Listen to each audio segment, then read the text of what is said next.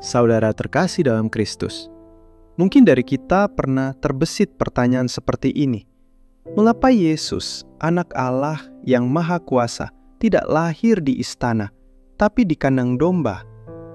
Mengapa ia tidak hidup bergelimang harta dan rumah mewah, tetapi justru mengembara tanpa tempat bernaung? Dan mengapa para muridnya yang mengikut dia dengan setia, justru harus hidup dalam penderitaan, penganiayaan, bahkan mati secara mengenaskan?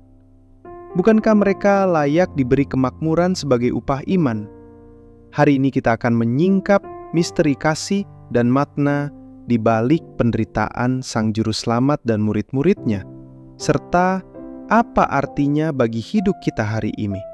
Bersiaplah, karena khotbah ini bukan hanya akan membuka mata kita, tapi juga hati kita yang selama ini terpendam pertanyaan, Tuhan, mengapa hidupku juga tidak mudah dan harus seperti ini?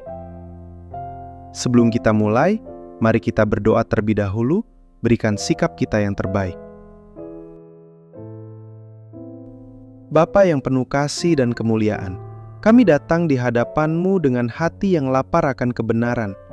Berikanlah kami terang pengertian saat kami menyelami firman-Mu. Bukalah mata rohani kami, agar kami tidak hanya mendengar dengan telinga, tetapi memahami dengan hati dan menjalani dengan iman. Roh Kudus, bicaralah kepada kami melalui kebenaran-Mu hari ini. Dalam nama Tuhan Yesus Kristus, kami berdoa. Amin. Shalom saudaraku, berjumpa lagi dengan Damai Sehari. Sebelum kita lanjut ke firman Tuhan, Damai Sehari hanya ingin mengingatkan. Bantu klik subscribe Damai Sehari. Dengan kalian subscribe, Anda sudah membantu pelayanan ini. Terima kasih.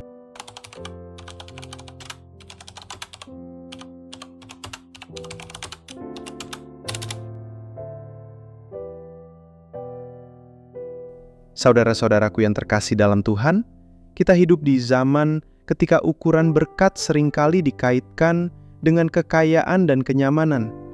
Banyak orang berpikir bahwa jika kita dekat dengan Tuhan, maka hidup harusnya mulus, penuh kelimpahan materi, dan tanpa penderitaan. Tapi jika kita membuka Alkitab, kita akan melihat gambaran yang sangat berbeda. Yesus Kristus sendiri, anak Allah yang kudus, hidup miskin secara materi. Dalam Matius 8 ayat 20, Yesus berkata, "Serigala mempunyai liang dan burung mempunyai sarang, tetapi anak manusia tidak mempunyai tempat untuk meletakkan kepalanya." Yesus tidak punya rumah, ia tidak punya harta dunia, ia hidup berpindah-pindah mengandalkan kebaikan orang lain. Bahkan untuk membayar pajak, ia harus menyuruh Petrus memancing dan mengambil uang dari mulut ikan. Matius 17 ayat 27. Pertanyaannya, mengapa? Bukankah ia Allah? Bukankah ia bisa menciptakan emas dan perak dari tanah jika ia mau? Yesus sengaja memilih jalan penderitaan dan kemiskinan untuk menjadi satu dengan manusia yang paling hina, agar tak ada satu orang pun yang bisa berkata, Tuhan tidak mengerti penderitaanku. Ibrani 4 ayat 15 berkata, sebab imam besar yang kita punya bukanlah imam besar yang tidak dapat turut merasakan kelemahan-kelemahan kita. Ia datang bukan untuk hidup mewah, tapi untuk membuktikan kasih-Nya dengan cara yang terdalam, yaitu mengambil bagian dalam penderitaan kita. Dan lebih dari itu, Yesus datang untuk menyelamatkan, bukan untuk memerintah dunia dengan cara duniawi. Kerajaan-Nya bukan dari dunia ini. Itulah sebabnya Ia tidak memakai kekayaan, pasukan atau kuasa politik untuk menjangkau manusia. Ia memakai kasih, pengorbanan, dan salib.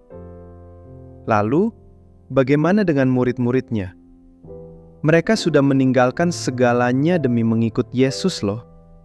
Dalam Markus 10 ayat 28, Petrus berkata kepada Yesus, "Kami ini telah meninggalkan segala sesuatu dan mengikut Engkau."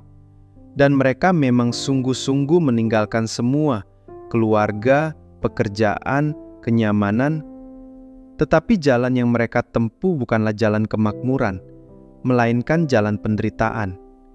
Dalam 2 Korintus 11 ayat 23 sampai 27, Rasul Paulus menceritakan hidupnya. Aku lebih banyak berjerih lelah, lebih sering di dalam penjara, sangat sering dalam bahaya maut.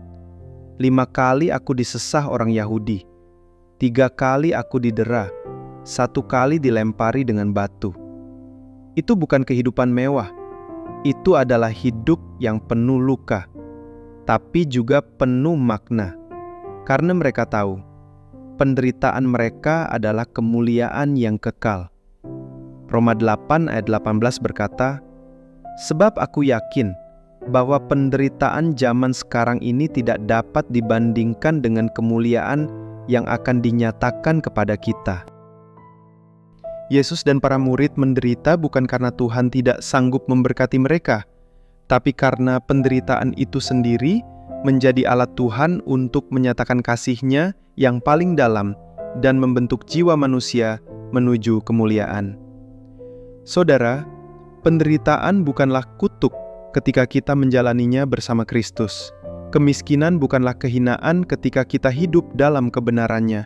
Yesus berkata dalam Lukas 6 ayat 20, "Berbahagialah kamu yang miskin, karena kamulah yang empunya kerajaan Allah."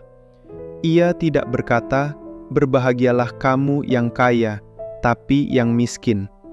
Karena dalam kekurangan, orang lebih mudah bergantung pada Tuhan.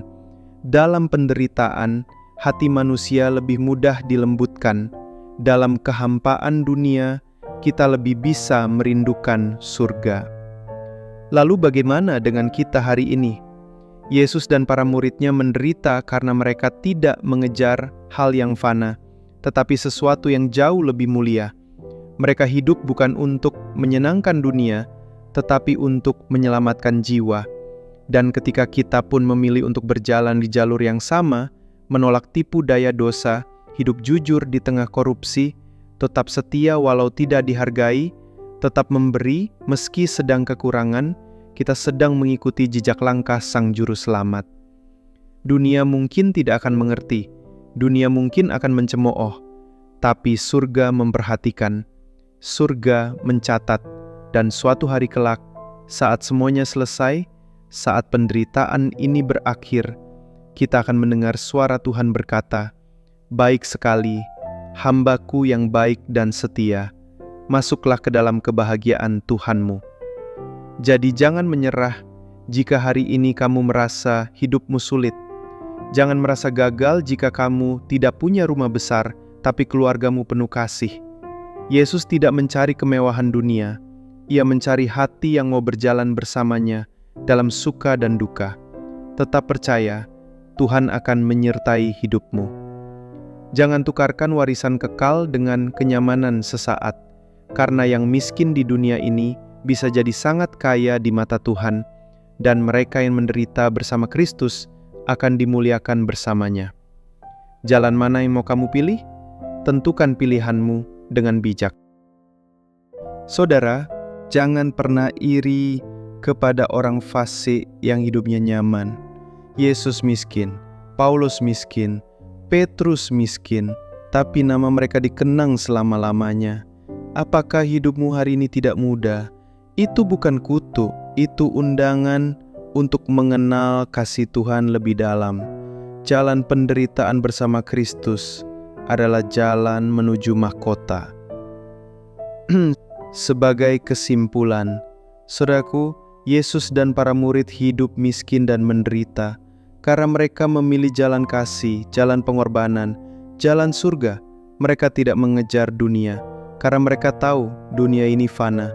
Yang mereka kejar adalah jiwa manusia, keselamatan, dan kemuliaan kekal. Jangan iri kepada kemegahan dunia yang akan lenyap. Bersukacitalah jika hidupmu sederhana, tapi hatimu penuh Tuhan, karena itu lebih mulia dari 1000 istana emas. Yesus telah menunjukkan teladan.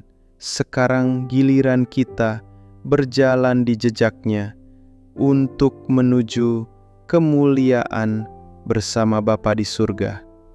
Amin. Baiklah, sebelum kita akhiri pembahasan ini, kita akan tutup dengan doa. Mari tundukkan kepala kita. Tuhan Yesus yang penuh kasih, terima kasih karena Engkau rela menjadi miskin, agar kami kaya dalam kasih-Mu.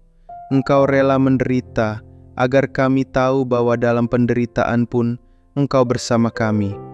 Tolong kami agar tidak mengukur hidup ini dari harta, tetapi dari seberapa dalam kami mengenal dan mengasihi Engkau. Kuatkan kami untuk tetap setia di jalan salib, dan berikan kami iman yang teguh untuk berjalan bersama-Mu sampai akhir. Berikan kami kekuatan untuk melalui ini semua. Di dalam nama Tuhan Yesus Kristus kami berdoa. Amin. Tuhan Yesus memberkati kita semua. Amin.